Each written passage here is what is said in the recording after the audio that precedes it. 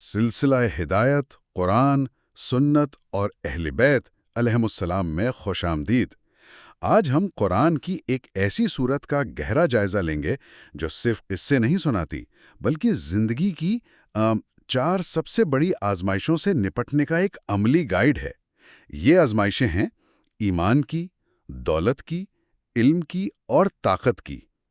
سورۃ الکہف ہمیں سکھاتی ہے کہ ان فتنوں کے طوفان میں محفوظ کیسے رہا جائے۔ یہ ایک بہت طاقتور فریم ورک ہے، یعنی یہ صورت صرف تاریخی واقعات نہیں بتا رہی بلکہ انسانی زندگی کے جو بنیادی چیلنجز ہیں ان کا ایک نقشہ پیش کر رہی ہے۔ جی، تو آئیے دیکھتے ہیں کہ یہ گائیڈ شروع کہاں سے ہوتی ہے۔ بالکل۔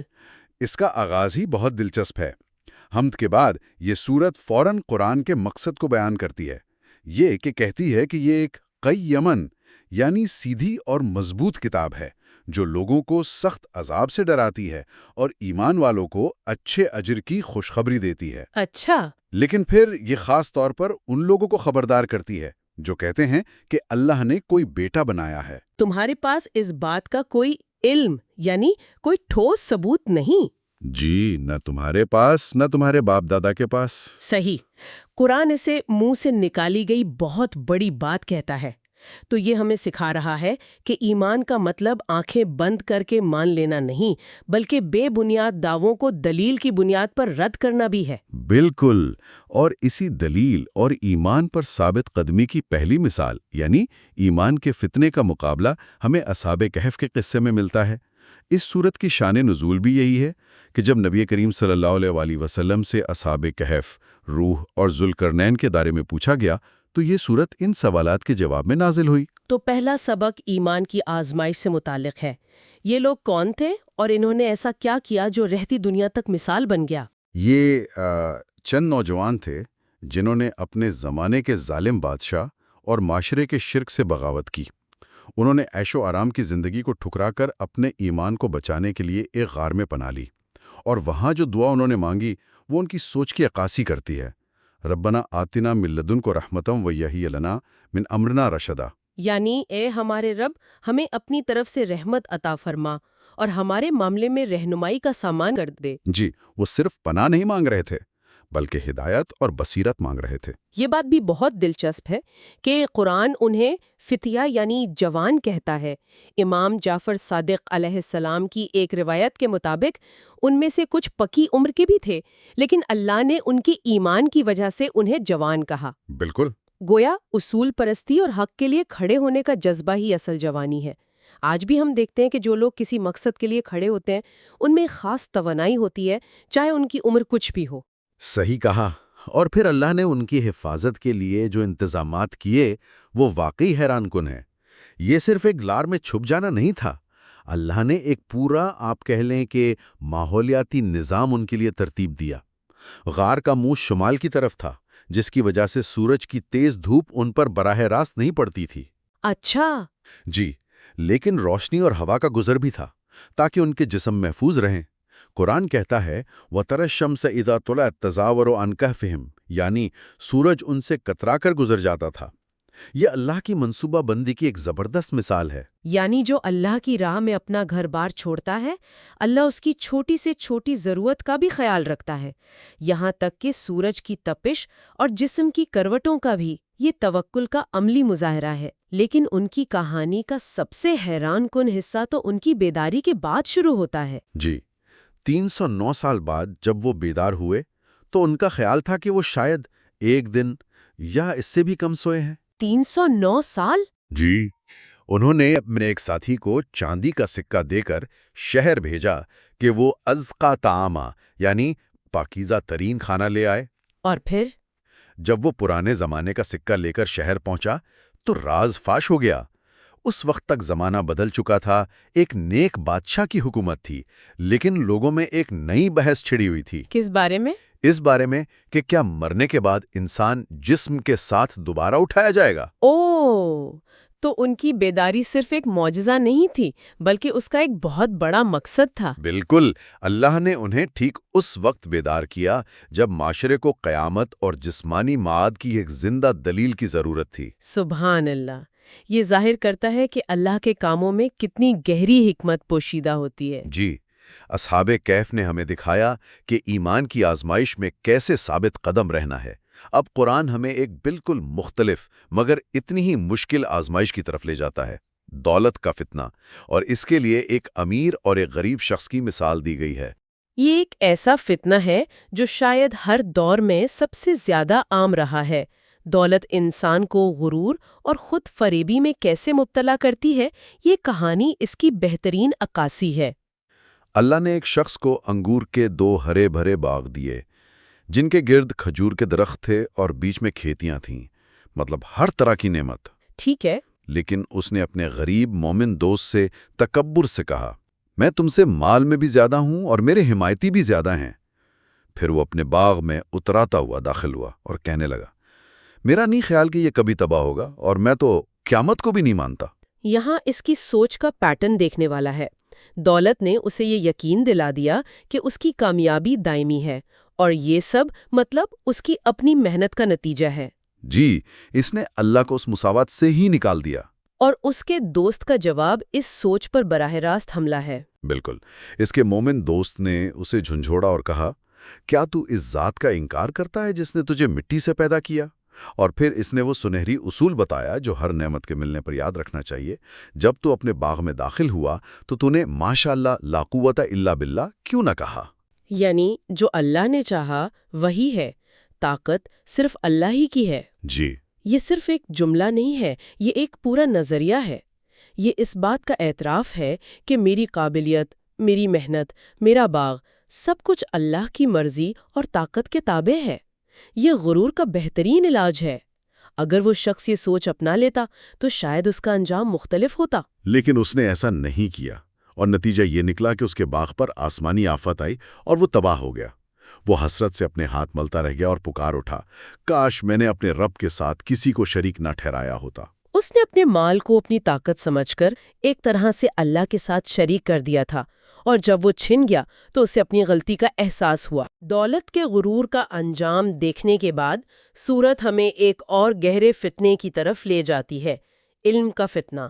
یہ حضرت موسیٰ اور ایک عالم ربانی، جنہیں روایات خضر کہتی ہیں، کا وہ مشہور واقعہ ہے جو ہمیں سکھاتا ہے کہ جو ہم دیکھتے ہیں ضروری نہیں کہ وہی مکمل سچائی ہو۔ جی، یہ کہانی ہمارے علم کی حدود کو واضح کرتی ہے۔ حضرت موسیٰ، جو خود ایک جلیل القدر پیغمبر اور صاحب شریعت تھے، ایک ایسے بندے سے علم سیکھنے نکلتے ہیں جسے اللہ نے ایک خاص علم لدنی یا باطنی علم عطا کیا تھا۔ حضرت خضر شروع میں ہی کہہ دیتے ہیں کہ تم میرے ساتھ صبر نہیں کر سکو گے۔ اور واقعی ایسا ہی ہوتا ہے۔ سفر میں 3 واقعات پیش آتے ہیں جو حضرت موسیٰ کے ظاہری علم اور انصاف کے پیمانوں پر پورے نہیں اترتے۔ جی، پہلا، غریب ملاحوں کی کشتی میں سوراخ کرنا۔ پھر ایک بظاہر معصوم بچے کو قتل کر دینا۔ اور تیسرا، ایک ایسی بستی میں گری ہوئی دیوار مفت میں تعمیر کر دینا جہاں کے لوگوں نے انہیں کھانا تک نہیں پوچھا تھا۔ ہر بار حضرت موسیٰ علیہ السلام اعتراض کر بیٹھتے ہیں۔ جی، ہر بار وہ اعتراض کرتے ہیں اور ہر بار حضرت خضر انہیں ان کا وعدہ یاد دلاتے ہیں۔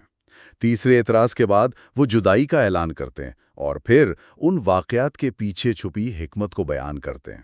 وہ بتاتے ہیں کہ کشتی میں سوراخ اس لیے کیا کیونکہ آگے ایک ظالم بادشاہ اچھی کشتیوں پر زبردستی قبضہ کر رہا تھا۔ یہ معمولی نقص ان غریبوں کو بڑے نقصان سے بچانے کے لیے تھا۔ ٹھیک ہے، یہ بات تو سمجھ آتی ہے، لیکن وہ بچہ والا واقعہ، خاص طور پر اسے قتل کرنے والا حصہ، آج کے دور کے انسان کے لیے سمجھنا بہت مشکل ہے۔ یہ انصاف اور رحم کے ہمارے بنیادی تصورات کو چیلنج کرتا ہے۔ ہمیں ظاہری تضاد کو اللہ کی حکمت کے وسیع تر تصور کے ساتھ کیسے ہم آہنگ کر سکتے ہیں؟ یہی اس کہانی کا مرکزی نقطہ ہے۔ حضرت خضر وضاحت کرتے ہیں کہ اس بچے کے والدین مومن تھے، اور اگر یہ بڑا ہوتا تو اپنی سرکشی سے انہیں بھی کفر میں مبتلا کر دیتا۔ اچھا۔ اللہ نے چاہا کہ وہ اسے لے لے اور اس کے بدلے انہیں ایک بہتر نیک اولاد عطا کرے، اور دیوار اس لیے بنائی کیونکہ اس کے نیچے 2 یتیم بچوں کا خزانہ تھا اور ان کا باپ ایک نیک آدمی تھا۔ دیوار کی مرمت ان کے خزانے کی حفاظت کے لیے تھی۔ تو ہر عمل کے پیچھے ایک وجہ تھی جو ظاہری آنکھ سے نظر نہیں آ رہی تھی۔ جی، اور آخر میں حضرت خضر ایک فیصلہ کن بات کہتے ہیں۔ وما فعلتہ عن امری، یعنی میں نے یہ سب اپنی مرضی سے نہیں کیا بلکہ اللہ کے حکم سے کیا۔ تو یہ سبق ہے کہ انسانی علم محدود ہے اور ہم اکثر واقعات کی صرف ظاہری سطح دیکھتے ہیں۔ اللہ کی حکمت ہماری سمجھ سے بالاتر ہو سکتی ہے اور ہمیں اس پر بھروسہ کرنا سیکھنا چاہیے۔ یہ علم کے غرور کا علاج ہے کہ انسان یہ تسلیم کر لے کہ وہ سب کچھ نہیں جانتا۔ اور علم کے بعد آتا ہے چوتھا اور آخری فتنہ، طاقت اور اختیار کا۔ اس کے لیے قرآن ہمیں ذوالقرنین کی مثال دیتا ہے، جو ایک نیک اور عادل بادشاہ تھے۔ اللہ نے انہیں بے پناہ وسائل اور اختیار دیا تھا۔ اور اہم بات یہ ہے کہ وہ اس طاقت کو استعمال کیسے کرتے ہیں۔ وہ اسے ظلم، توسیع پسندی یا ذاتی فائدے کے لیے استعمال نہیں کرتے ہیں نا؟ بالکل نہیں۔ وہ 3 بڑے سفر کرتے ہیں۔